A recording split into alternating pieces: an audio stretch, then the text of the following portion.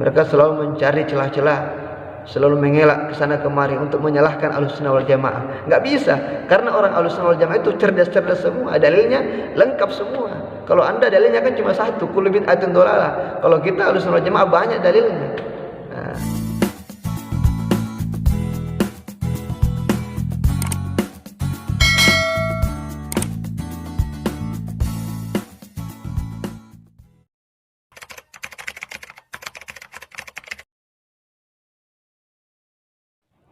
Assalamualaikum warahmatullahi wabarakatuh. Ya, ketemu lagi dengan saya Mahmud Reza dalam channel Al-Falanqi Channel. Jadi dalam video kali ini saya bertujuan ingin sedikit meluruskan tentang pemahaman teman-teman kita dari kaum Wahabi Salafi tentang makna bid'ah. Jadi mereka ini telah salah memahami dalam masalah bid'ah. Jadi ada satu hadis yang mereka sering ulang-ulang, yang mereka sering sampaikan ketika mereka khutbah, atau mungkin ketika mereka akan ceramah atau menyampaikan suatu materi, pasti mereka akan mengulang hadis ini, yaitu hadis kullu bid'atin dhalalah wa kullu dhalalatin finnar. Mereka menggunakan hadis ini sebagai hujjah untuk membid'ahkan, untuk menyalahkan amalan umat-umat Islam yang lainnya. Nah, mereka menggunakan hadis ini untuk memperkuat hujjah mereka untuk menyerang yang tidak sefaham dengan mereka, atau yang mengerjakan amalan yang mereka tidak kerjakan. Nah, jadi senjata mereka hadis ini, kullu bid'atin dhalalah. Menurut Ahlussunnah wal Jamaah, mereka ini salah dalam memahami hadis ini. Nah, dengan sebab kesalahpahaman inilah makanya timbul banyak sekali penyesatan, banyak sekali pembid'ahan, bahkan banyak sekali pensyirikan yang mereka sering lontarkan ketika mereka menyampaikan ceramah atau menyampaikan khutbah di mana-mana. Nah, sebagaimana yang telah kita ketahui dari banyak video-video atau mungkin ceramah-ceramah yang sering mereka sampaikan. Nah, saya akan sedikit memberikan contoh kesalahan yang ditunjukkan oleh kaum Wahabi Salafi sebagaimana dalam video ini. Jadi harus bedakan antara sunnah hasanah dengan bid'ah hasanah. Kalau bid'ah memang nggak ada contoh sebelumnya bid'ah ini. Jadi semuanya bid'ah itu Nabi menyebutkannya gimana Nabi? Dhalalah. Yang menyebutkan bahwa semua bid'ah itu sesat siapa? Rasulullah SAW. Rasulullah. Tapi beraninya orang-orang belakang mengatakan ada bid'ah hasanah. Berarti melawan siapa di sini? Melawan Rasulullah. Melawan Rasulullah yang mengatakan semua bid'ah sesat siapa? Rasulullah. Kullu bid'atin dhalalah wa kullu dhalalatin finnar. Setiap bid'ah itu sesat dan setiap kesesatan neraka. Dilawan oleh mereka, tetap ada sunnah hasanah. Enggak boleh. Bid'ah hasanah, enggak boleh. Dia mestinya berpikir Nabi sudah mengatakan semua bid'ah sesat. Nah, itu tadi teman-teman.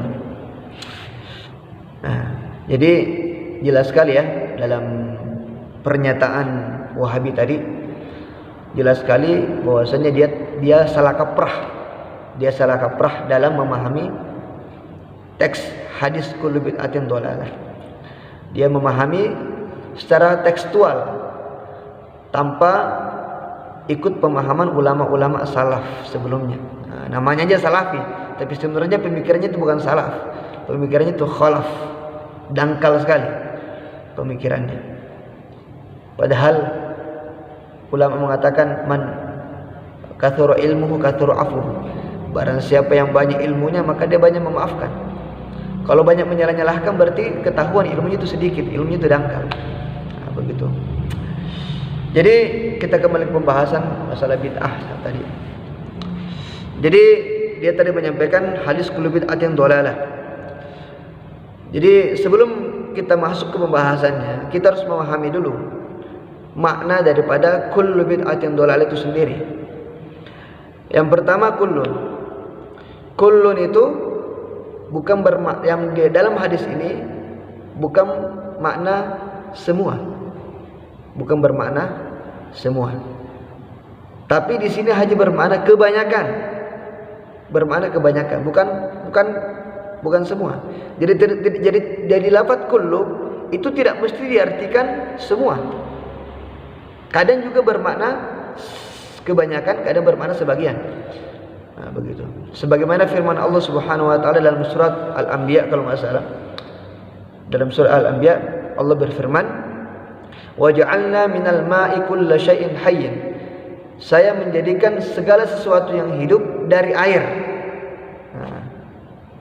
Wa ja'alna minal ma'i kulla syai'in hayyin. Saya menjadikan dari air segala sesuatu yang hidup. Kalau kita mengartikan kullun itu semua, berarti segala sesuatu ciptaan Allah ini terbuat dari air. Manusia, hewan, ikan, tumbuhan, jin, malaikat, itu semua terbuat dari air. Kalau kita artikan kullun sebagai dengan arti semua. Nah, tapi nyatanya kan enggak. Nyatanya manusia diciptakan dari tanah. Kemudian jin diciptakan dari api. Kemudian malaikat diciptakan dari cahaya. Berarti dalam ayat ini kullun dalam lafaz wa ja'alna minal ma'i kulla syai'in hayyin tidak diartikan semua, tapi diartikan kebanyakan. Jadi kebanyakan ciptaan Allah itu dari air. Tidak semua, kebanyakan. Nah, ini yang pertama. Jadi ketahuan Wahabi itu bahasa Arabnya kurang dalam. Nah, dia hanya memahami luar-luarnya saja. Lafaz kullun pokoknya kullun semua. Sapu rata kullun semua bid'ah. Sampai mukamu juga bid'ah. Karena mukamu enggak ada zaman Nabi begitu. Kemudian bid'ah. Bid'ah itu apa? Bid'ah itu jangan dipahami segala sesuatu yang tidak ada zaman Nabi. Bid'ah itu adalah segala sesuatu yang tidak ada dalilnya, itu namanya bid'ah. Bukan segala sesuatu yang tidak ada dalil, bukan segala sesuatu yang tidak zaman Nabi. Nah, jadi bid'ah itu adalah segala sesuatu yang tidak ada dalilnya. Nah. Kemudian kata Imam Nawawi, kullu bid'atin dhalalah. Ini hadisnya umum. Ini hadisnya umum. Kemudian ditakhsis dengan hadis Nabi sallallahu alaihi wasallam, man sanna sunnatan hasanatan. Nah, jadi tadi kan kullu bid'atin dhalalah itu umum. Semua bid'ah itu sesat. Jadi ini lafadznya umum. Tidak dikhususkan. Nah, kemudian ada hadis yang mengkhususkan, man sanna sunnatan hasanatan falahu ajruha wa ajru man amila biha. Atau kama fil hadis. Jadi barang siapa yang memulai perkara kebaikan yang baru, nah, kata Nabi, barang siapa yang memulai perkara kebaikan, maka baginya mendapatkan pahala orang yang mengikutinya. Nah, ini kan sana di sini diartikan memulai, berarti kan bid'ah. Berarti kan bid'ah, tidak pernah dikerjakan Nabi. Tapi ini baik. Tapi baik. Nah, berarti di sini tidak semua bid'ah itu sesat, ada juga bid'ah yang baik. Makanya Imam Syafi'i mengatakan bid'ah itu ada dua. Kalau sesuai dengan sunnah itu namanya bid'ah hasanah, bid'ah mamdudah, bid'ah hasanah.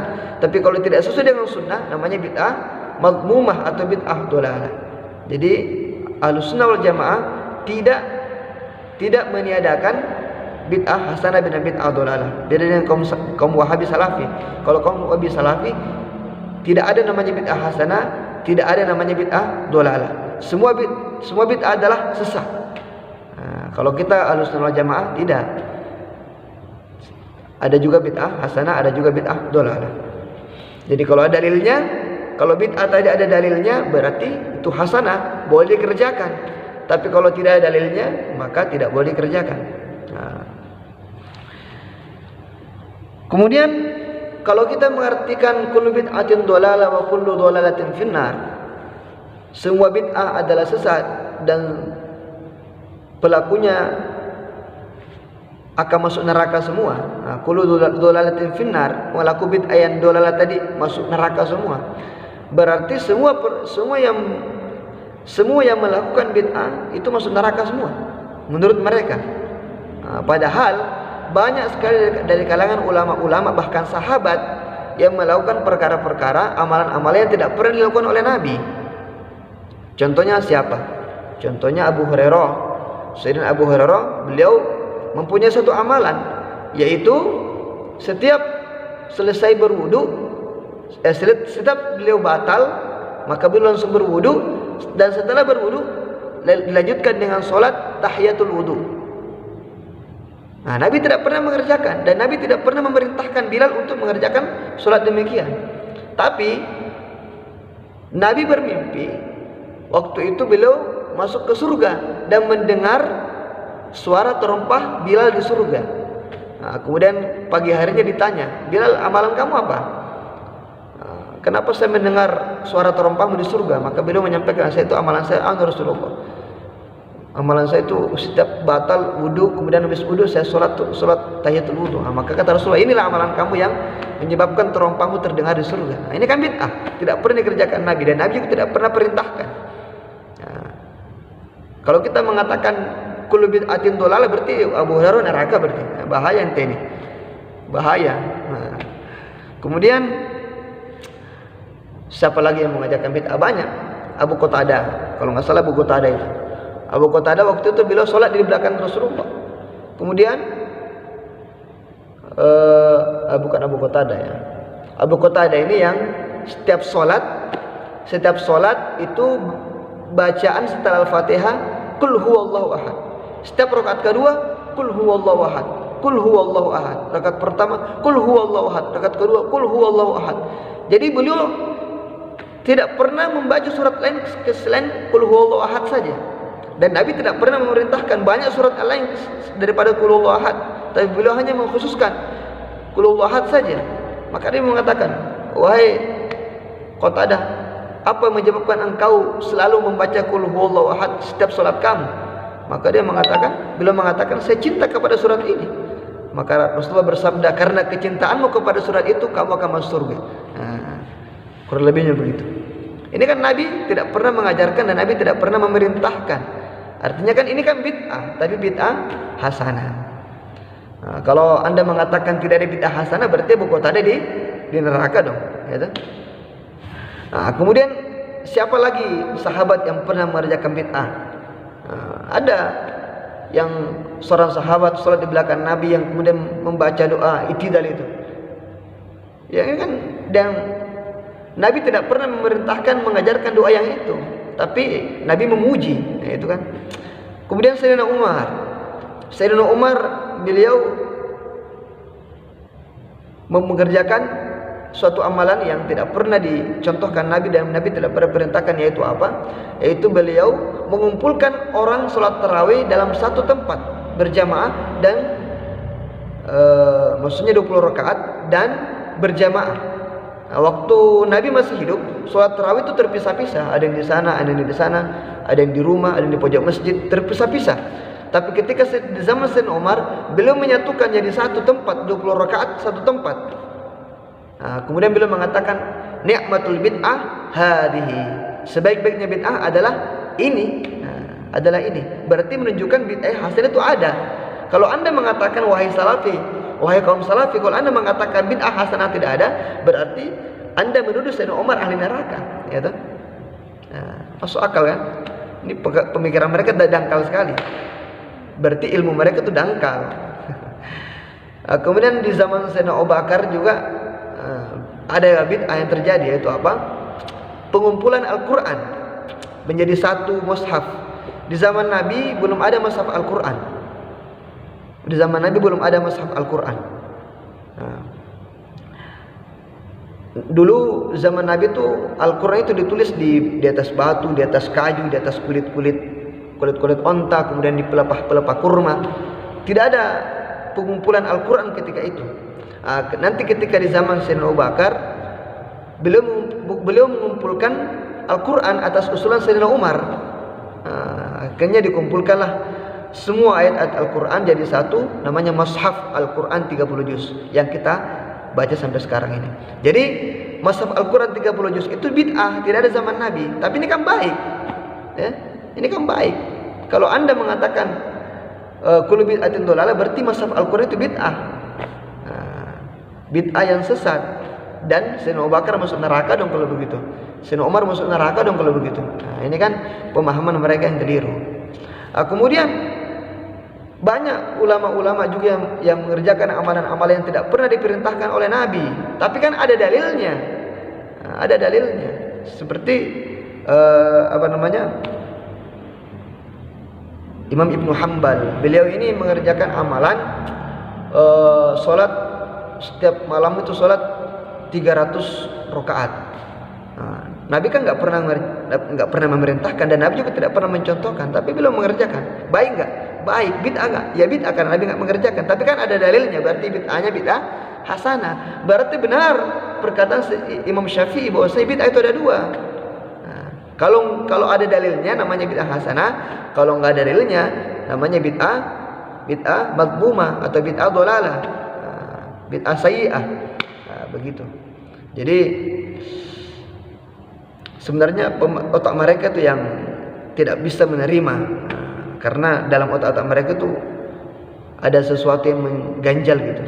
Fihi syai', ada sesuatu yang mengganjal dalam otak mereka, sehingga mereka tidak mau menerima kebenaran yang sudah jelas-jelas nyata, ya kan? Mereka selalu mencari celah-celah, selalu mengelak ke sana kemari untuk menyalahkan Ahlussunnah wal Jamaah. Enggak bisa, karena orang Ahlussunnah wal Jamaah itu cerdas-cerdas semua, dalilnya lengkap semua. Kalau Anda dalilnya kan cuma satu, kullu bid'atin dhalalah. Kalau kita Ahlussunnah wal Jamaah banyak dalilnya. Enggak cuma satu. Kemudian kalau Anda mengatakan kullu bid'atin dhalalah wa kullu dhalalatin finnar, semua bid'ah itu adalah sesat dan semua kesesatan itu di neraka, berarti kan Anda juga menuduh Allah di neraka. Kenapa? Karena Allah berfirman, Badi'us samawati wal ardh. Allah menciptakan langit dan bumi yang sebelumnya belum ada contoh. Badi', beda dari kata-kata bid'ah. Berarti kan Allah juga pelaku bid'ah. Berarti kalau Anda mengatakan kullu bid'atin dhalalah, semua bid'ah adalah sesat dan semua kesesatan adalah neraka, berarti dalam secara tidak sengaja, secara tidak langsung Anda juga menuduh Allah di neraka. Ini bahaya sekali. Tuhannya saja di neraka.